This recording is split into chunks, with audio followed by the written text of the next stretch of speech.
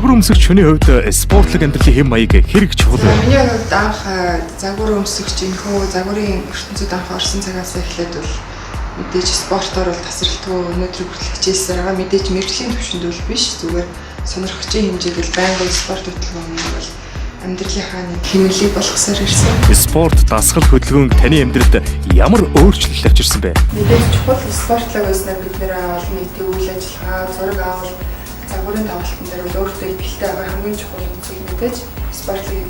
Спортлог амьдралын хэмнэл гол сайхан байхын тулд мөн үү? Мөн гэж хэлмээр байна. Сүүлийн үед залуучууд бол өөрсдийнхөө эрүүл мэнд гоо сайхан анхаардаг болсон. Үүний үндсэл мэдээж яа харахгүй ерөөсөө спорт биеийн чанартай холбоотой. Таны мөрөөдлийн спорт хотхон ямар байх вэ? Хотгоныхаа доод давхарт хангалттай удаас хэлэхээр маш том бассейнтэй. Дээрээс нь Victoria's Secret-ийн сахиусан тэнгэрүүдтэй хамт бэлтгэл хийх, саруулхан талбайтай.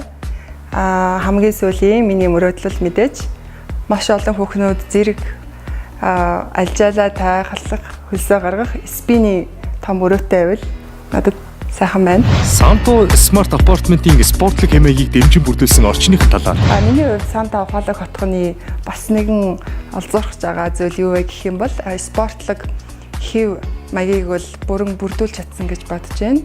Гадаа гүөх талбай бол хангалттай байгаа. Дээрээс нь хотхон болгонд бас байгаад байдаггүй.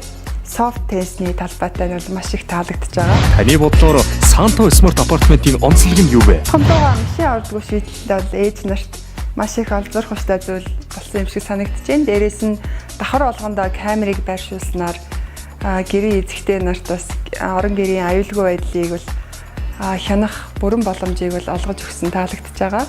Миний сонголт Санто Смарт апартмент.